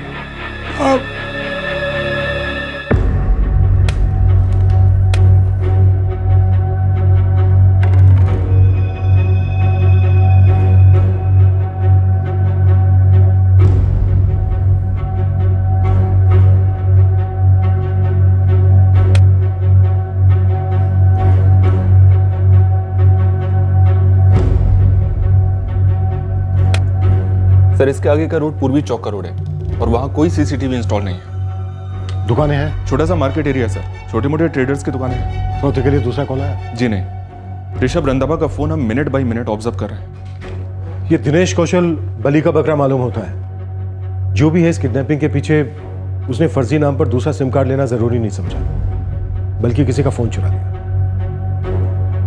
संदीप, अपने खबरियों को एक्टिव कर दो। सर मुझे लगता है बच्चे की जान को खतरा है।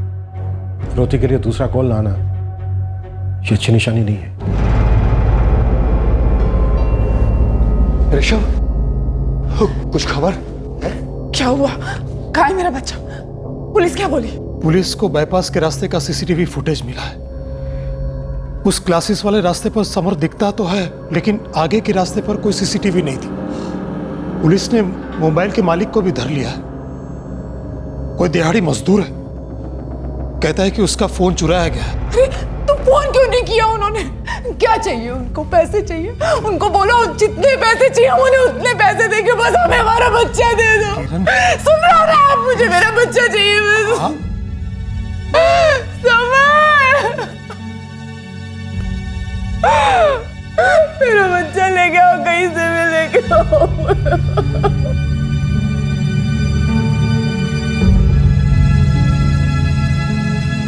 मुझे ऐसी चोट पहुंचानी थी चाचा की फैमिली को कि बच्चा खोने का दर्द उन्हें जिंदगी भर रहे, जैसा मुझे दर्द था मेरे बचपन खोने का। पूरा बचपन मेरा दर्द में निकला था, जो मेरी माँ की गोद में घर बना बैठा था। इसमें नया क्या है? पहले दिन से आपके साथ नाइंसाफी होती आई है। सारी प्रॉपर्टी और फैक्ट्री देवर जी अपनी बनाकर बैठ गए हैं। बस कर। क्यों? बस क्यों करूं मैं? संगीता, हमने तय किया था, बच्चे के सामने बिल्कुल नहीं। उसे सब मालूम है और मालूम होना भी चाहिए कि पैसा खून से गाढ़ा होता है। तू खाना खा। उसे ये सब जानने की जरूरत नहीं है। उसे पता होना चाहिए कि जो हक उसके पापा का था, उसका हो सकता था, वो मारा गया है।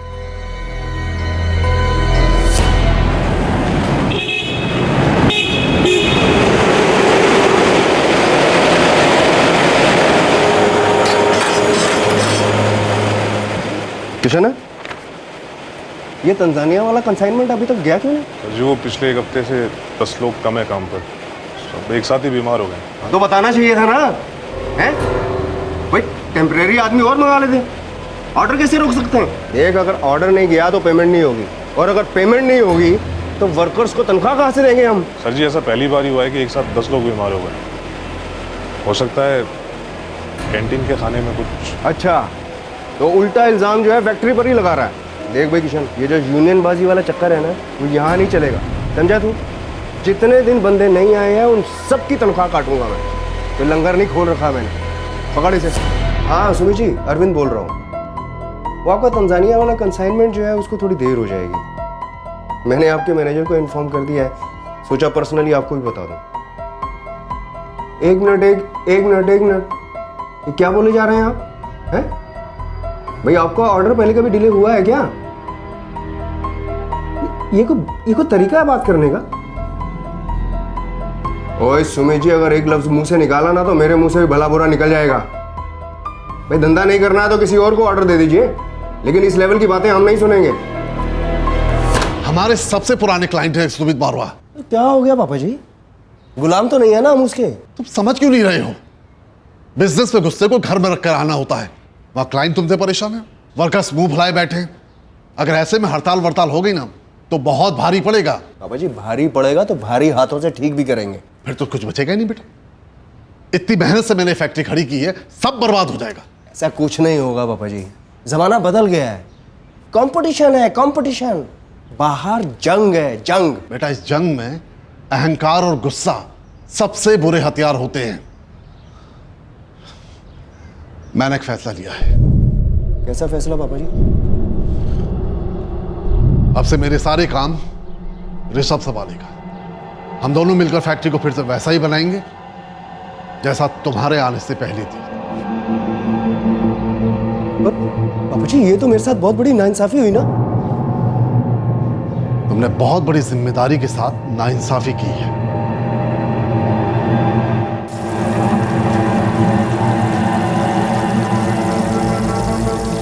भाभी मैं पहले परांठे बना लूँ, पापा और इनको फैक्ट्री जाना है। ठीक है, पहले तुम ही बना लो, मेरे इनको तो कहीं जाना है नहीं अब। अरे भाभी, एक लफ्ज ना निकालियो मुंह से। ऋषभ और पापा जी की वजह से पहले ही मेरा दिमाग पक चुका है। बहुत झेल लिया मैंने, अब तू मत शुरू हो जा। आप उनकी जातियां सहते वहां काम पर, और उसका असर यहाँ मैं झेलती हूँ घर पर। क्या मतलब? बड़ी बहू हूं ना मैं इस घर की, लेकिन जब से आपको पापा जी ने निकाला है तब से मेरी हैसियत एक नौकरानी सी हो गई है। न कोई इज्जत, न कोई औकात। आपको खबर भी है कि कैसे किरण और देवर जी मिलकर घर में सब कुछ हड़प कर रहे हैं। संगीता, इसमें मैं क्या कर सकता हूँ? आप अपना हक मांग सकते हो, या न मिले तो छीन सकते हो। इस घर में, इस फैक्ट्री में आधा हिस्सा आपका है। अगर आज बंटवारा नहीं हुआ ना तो कल को ऋषभ सब कुछ हड़प कर लेगा, सारे आम वो खा जाएगा और आपके नसीब में गुटलियां तक नहीं होंगी। हिस्सा? जी हाँ, मेरा हिस्सा। इस बिजनेस को आगे बढ़ाने में मैंने भी मेहनत की है। भाऊ, तुम्हें भी क्या ऐसा ही लगता है? पूरे मोहल्ले बिरादरी में यही बात हो रही है कि बड़े बेटे के साथ नाइंसाफी हुई है और छोटे बेटे ऋषभ को सब कुछ दिया जा रहा है। बाबा जी, इससे पहले कि हम सबके दिलों में कलेश पैदा हो, नाराजगी पैदा हो, आप हिस्सा कर ही दीजिए। तुझे वाकई लगता है कि तूने बिजनेस को बढ़ाया है? आपको इसमें शक है तो मैं क्या बोल सकता हूँ? जहां तक मुझे मालूम है बेटा, तुमने बिजनेस को इतना बढ़ाया है तो बिजनेस में बड़े बड़े नुकसान भी तुम ही ने कराए हैं, जो इस वक्त ऋषभ और मैं भरने में लगे पड़े हैं। ये तो ज्यादती हो रही है पापा जी। इन्होंने एक छुट्टी तक नहीं ली है। कोलू के बैल की तरह दिन रात काम करते हैं ये। जो आपको तो कभी दिखाई नहीं देता पापा जी, आपको तो बस नुकसान ही दिखाई दिया। मुझे मेरे सामने बर्बादी दिखाई दे रही है। एक फूटी कौड़ी के बिना मैंने ये बिजनेस शुरू किया था। तुम्हारा खून पसीना बिजनेस में नहीं, उसे तोड़ने में लगा रहे हो तुम, जो मैं कभी होने नहीं दूंगा। पापा जी, बंटवारा तो तभी हो गया था जब आपने मेरा हक जो है ना ऋषभ को दे दिया था। जब दिलों का बंटवारा हो चुका है तो बिजनेस और घर का क्यों नहीं? घर का भी? दोनों से ये उम्मीद नहीं थी। खैर, इतनी खटास है तो सुलह की तो कोई गुंजाइश ही नहीं बचती। तो आप मुझे मेरा हिस्सा देंगे ना? पहले घर का बंटवारा होगा। इसका मतलब तुम तीनों को अब अलग रहना होगा। और जहां तक बिजनेस का हिस्सा है, तुम्हें उसका हिस्सा मिलेगा, लेकिन अकाउंट डिपार्टमेंट से समझने के बाद, फायदे का भी और नुकसान का भी, जिसकी तुम्हें भरपाई करनी होगी।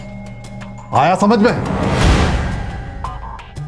हाँ, की है पापा जी ने नाइंसाफी मेरे साथ। हाँ तो सिर्फ आपके साथ नहीं, मेरे साथ भी, वीरू के साथ भी। हाँ, सबके साथ की है। देख संगीता, इस वक्त मेरी फैक्ट्री की हालत जो है ना बड़ी डामाडोल है।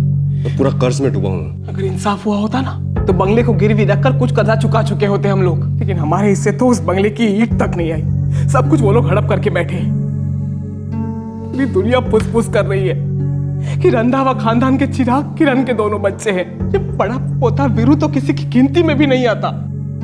मेरे कलेजे पर छुरी चलती है इससे।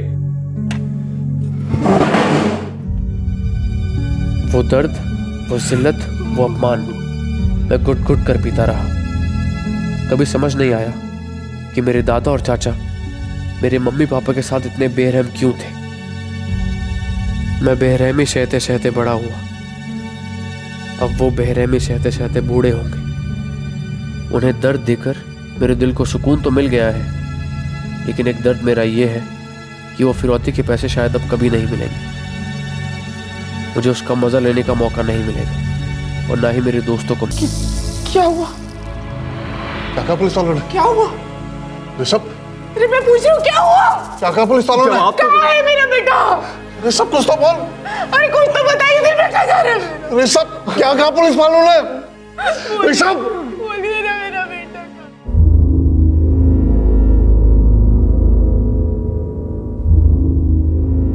सर, गली हुई ईंटें? इरादा तो डुबोने का ही था।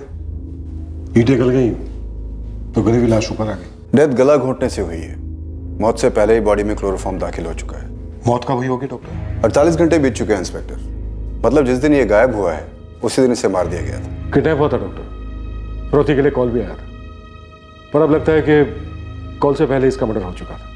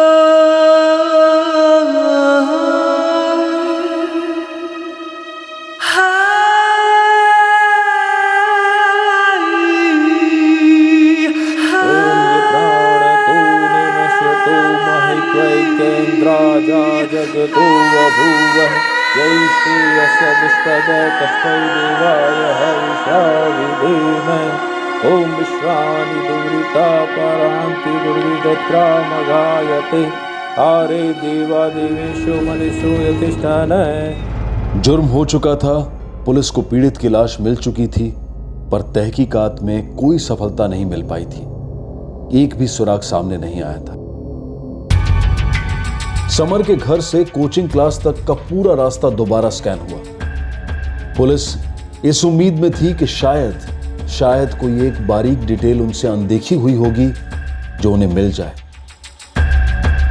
हमेशा की तरह किडनैपिंग केसेस के सारे हिस्ट्री शीटर्स की कड़ी पूछताछ की गई, पर असली आरोपी पुलिस के जाल से कोसों दूर थे।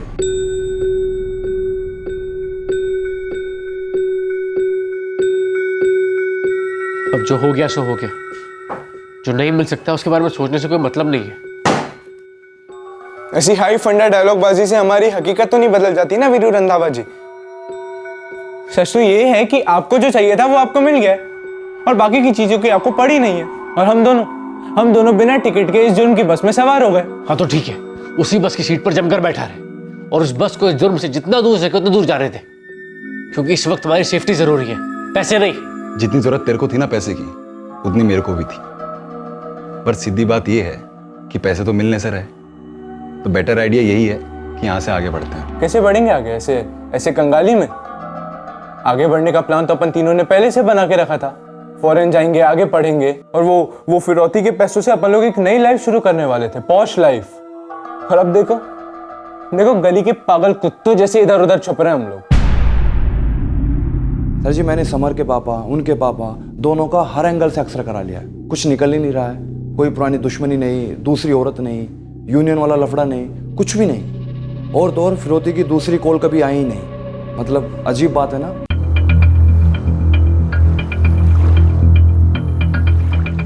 समर की ट्यूशन क्लास से ये तालाब बाई रोड 1 घंटे की दूरी पर। सर, हो सकता है उसे यहीं पे लाकर मारा गया हो।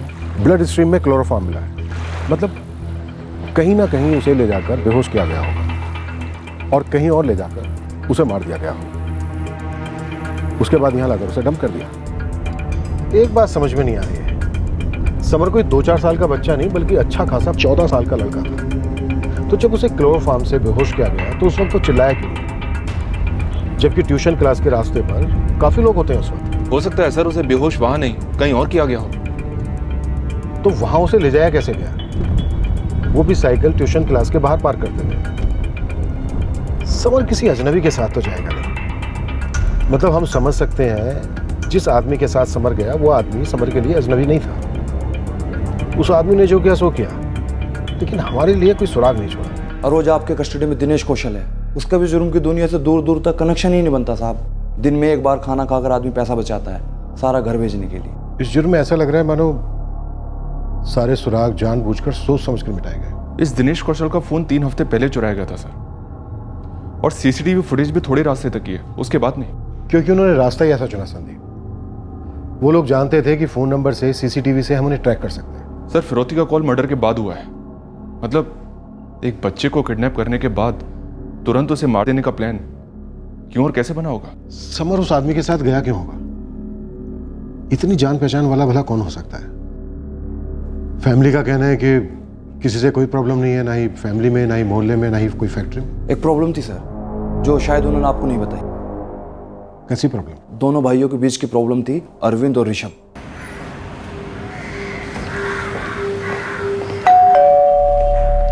हद है जी, 2 हफ्ते हो गए मेरे पोते को बेरहमी से कत्ल कर दिया गया, और आप उसके खूनी को ढूंढने के बजाय मेरे खून पे शक कर रहे हैं। हम सिर्फ संभावनाएं टटोल रहे हैं। आप मजाक कर रहे हैं, वर्दी पहनकर मजाक कर रहे हैं आप, और मजाक बन रहे हैं। ठीक है, हम निकम्मे हैं, अपना काम ठीक से नहीं कर रहे हैं। लेकिन गुरदयाल जी, एक बात आपको मैं बता दूं, हमने kidnapping, murder cases, investigation procedure का हर एक तरीका आजमाया, एक एक रूल फॉलो किया, लेकिन अभी तक एक भी सुराग हमारे सामने नहीं आया। क्या वजह हो सकती है इसकी? हमें क्या पता? आप ही को तो पता होना चाहिए कि आपके दोस्तों में, आपकी फैमिली में कौन ऐसा है जिसके अंदर इतना जहर भरा है, इतना गुस्सा भरा है, कि वो निकला भी तो इतने भयंकर तरीके से निकला। देखिए सर, आप जिस झगड़े की तरफ इशारा कर रहे हैं वो पुरानी बात है। अब तो हम दोनों के बीच में सुलह भी हो चुकी है। सर, हमने अपने घर का बच्चा खोया है, एक ऐसी चोट खाई है जिसका घाव अगले जन्म में भी नहीं भर पाएगा, और आप ऐसे वक्त में मेरी फैमिली को पर उंगली उठा रहे हैं। मेरे और अरविंद भैया के बीच में अब प्यार का रिश्ता है, हम दोनों एक दूसरे के लिए डटकर खड़े हो सकते हैं। तो फिर कौन हो सकता है ऋषभ जी? फिरौती के लिए दूसरा कॉल अभी तक नहीं आया। क्यों? क्योंकि किडनैपिंग सिर्फ कत्ल के इरादे से की गई। फिरौती तो तुक्का लगाया जा रहा था, शायद हमें गुमराह किया जा रहा था।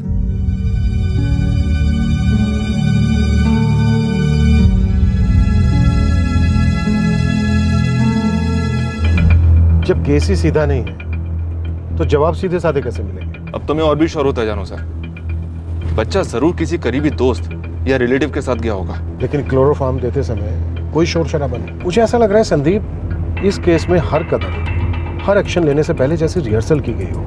Text book crime. पूरा एफर्ट इस डायरेक्शन में लगाया गया है कि हम उन तक कभी पहुंच ही नहीं पाए।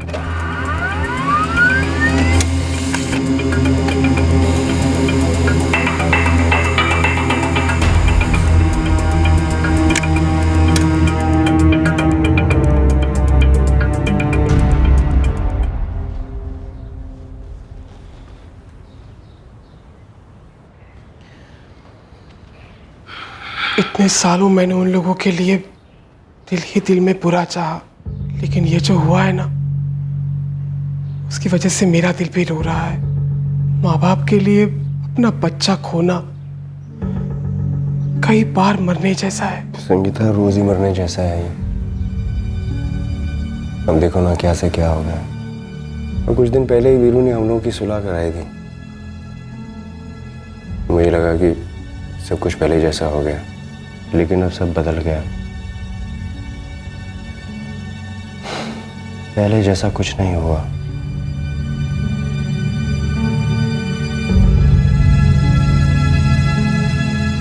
देखो, ऋषभ और किरण को ना हमारी सख्त जरूरत है। हमें डटकर उनका सहारा बनना होगा। अतीत में कुछ भी हुआ हो, वो अपने लोग हैं। मेरा छोटा भाई है वो।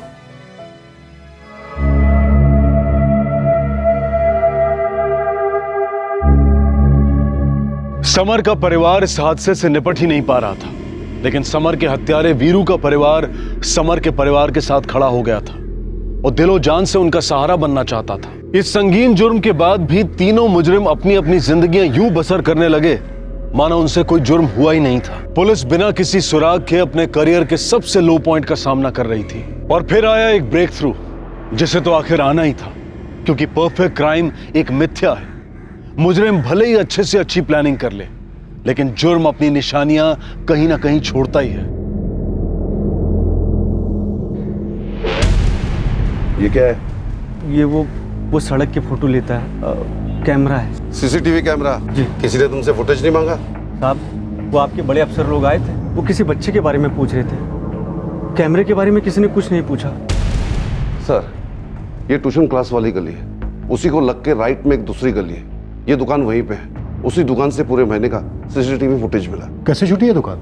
गलती हुई है सर, बहुत बड़ी गलती हो गई। दरअसल टीम को हर दुकान को चेक करना था और किया भी था, और इस दुकान पर भी गई थी टीम गई थी सर, लेकिन उस दुकानदार ने बताया टीम ने उससे पूछा समर को देखा है कि नहीं, उसने कहा नहीं, उन्होंने सीसीटीवी मिस किया, लेकिन उस दुकानदार ने भी नहीं बताया सर। लगाओ, चेक करते हैं, मुझे लगता है इससे कुछ ना कुछ जरूर मिलेगा।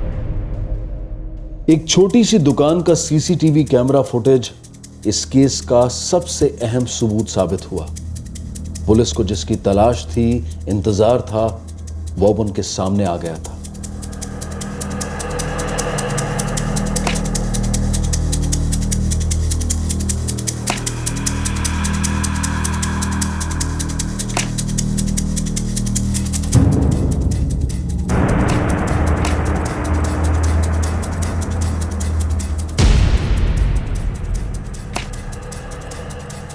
समर अपनी मर्जी से किसी के साथ गया।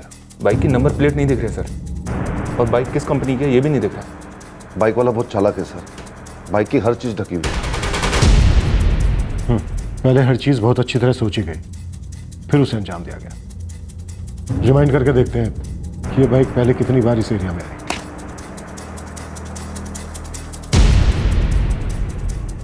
सर एक मिनट, सर ये देखिए, लगता है ये वही बाइक है। ये तो वीरेंद्र रंधावा है, समर के ताऊ का लड़का। जी कुछ पता चला? तुम कौन? मैं वीरेंद्र रंधावा, समर मेरे चाचा का बेटा है। वही लड़का है, वही बाइक, वही शर्ट। लेकिन बाइक के ऊपर से हर आइडेंटिफिकेशन मार्क को या तो निकाला गया सर, या ढका गया है। तगड़ी प्लानिंग की गई, लेकिन समर को उठाने से चंद मिनट पहले बिना हेलमेट के उस एरिया से गुजरा और पकड़ा गया।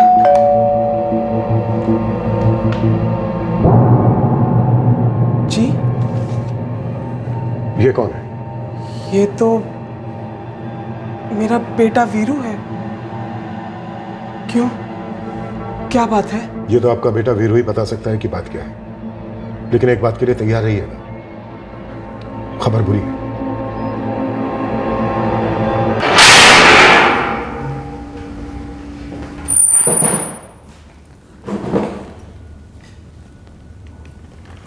वीरू, पहली बात, कांग्रेट्स, बहुत लंबे समय बाद हमने इतना शातिर खूनी देखा है। और दूसरी बात, मना करके हमारा टाइम वेस्ट मत करना, क्योंकि पूरी रिकॉर्डिंग है हमारे पास। देखना चाहेगा? नहीं देखना है सर, मैंने ना नहीं बोला है। मतलब तू हाँ बोल रहा है? समर की किडनैपिंग और मर्डर तूने किया? क्यों और कैसे? पूरी कहानी चाहिए मुझे।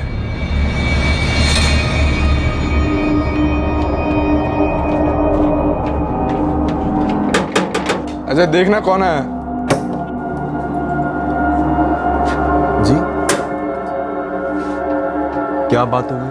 कौन कौन से एपिसोड देखे हैं क्राइम शो के तुमने? हमको भी तो बताओ, थोड़ी तैयारी हम भी तो कर लें अपनी वो एपिसोड देखकर। इतने सारे एपिसोड्स देखे बार बार दिल लगाकर, लेकिन इन एपिसोड्स की एंडिंग नहीं देखी। मैं कुछ पूछ रहा हूं वीरू, इन एपिसोड्स की एंडिंग नहीं देखी? नहीं देखी सर। काश की देखी होती। हर एपिसोड की एंडिंग में शातिर से शातिर मुजरिम पकड़ा ही जाता है, और उसकी वही जगह होती है जो हर मुजरिम की होती है, जेल। क्राइम कभी सफल नहीं होता है वीरू। हर क्राइम की कीमत चुकानी पड़ती है, एक बड़ी कीमत चुकानी पड़ती है, जो तेरे साथ साथ तेरा परिवार भी चुकाएगा। वो तो पापा पहले ही चुका चुके हैं सर। इतने सालों की गरीबी और बेइज्जती आप नहीं समझेंगे सर। समझ तो तू नहीं पाया वीरू। हर परिवार में शोर शराबा होता है, गिले शिकवे होते हैं, लेकिन उन्हें इस तरह से सुलझाना पूरी तरह से गलत है। तूने सुलह की, दोस्ती का हाथ बढ़ाया, सिर्फ बदले के लिए। अगर तूने सही इरादे से दोस्ती की होती, सुलह की होती, तो आज तू यहां हमारे सामने नहीं बैठा होता। तूने दो परिवारों को मिलाया, तुझे अंदाजा है बदला तो तेरा वहीं पूरा हो गया था। दो भाइयों को गले मिलाया, इंसाफ तो वहीं मिल गया था, दर्द का मरहम तो वहीं मिल गया था। तू पढ़ा लिखा है, स्मार्ट है, इतनी सी बात तेरी समझ में नहीं आई। एक बच्चे को मार डाला तूने, उस बच्चे को जो तेरा छोटा भाई था, तुझे अपना हीरो मानता था। सोच सोच कि क्या किया है तूने।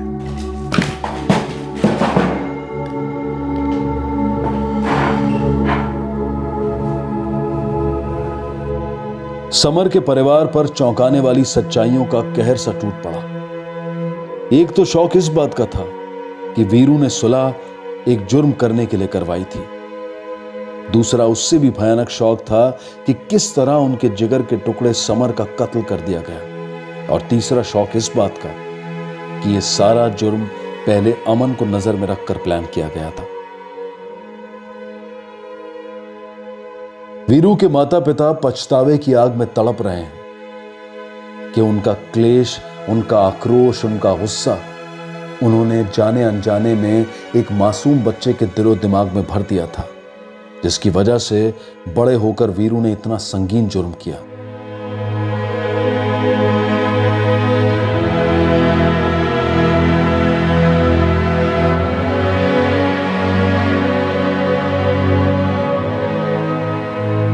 एक 14 वर्षीय जिंदा दिल बच्चे को धोखे से मौत के घाट उतार दिया गया, सिर्फ इसलिए क्योंकि उसके चचेरे भाई का यह मानना था कि समर के पिता और दादा ने उसके परिवार के साथ अन्याय किया था। इस भयानक जुर्म से कुछ हासिल नहीं हुआ, कोई गलती नहीं सुधरी, बस एक और बहुत बड़ी गलती हुई जो कि एक संगीन जुर्म था, किडनैपिंग और मर्डर। अक्सर हमारी टीम से, हमारे शो से कुछ लोग शिकायत करते हैं कि क्राइम शोज नए क्रिमिनल्स के लिए मानो कोई स्कूल है जहां वो जुर्म सही तरीके से करने का पाठ पढ़ते हैं। हमें बेहद दुख होगा अगर कोई भी इंसान हमारा शो देखकर जुर्म की तरफ आकर्षित हो जाए या जुर्म करने में शातिर हो जाए। हम हर एपिसोड के बीच में और आखिर में, खासकर आखिर में, एक ही संदेश बार बार देते हैं कि क्राइम नेवर पेज।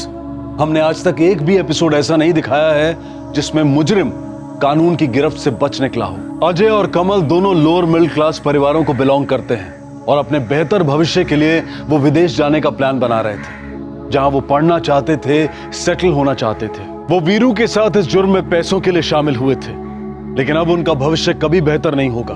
हमने पहले भी कई बार कहा है और बार बार कहते रहेंगे, क्राइम नेवर पेज। जुर्म से कभी किसी का भला नहीं हो सकता। इसी विचार के साथ अब मैं अनूप सोनी आपसे विदा लेता हूं। फिर मुलाकात होगी अगले एपिसोड में एक और चौंका देने वाले केस के साथ। तब तक सतर्क रहें, सुरक्षित रहें और देखते रहें क्राइम पेट्रोल सतर्क। सबक एक को सीख हम सबको। जय हिंद। क्राइम पेट्रोल के और भी दिलचस्प कहानी देखने के लिए हमारे चैनल को सब्सक्राइब करें और बेल आइकॉन दबाना न भूलें।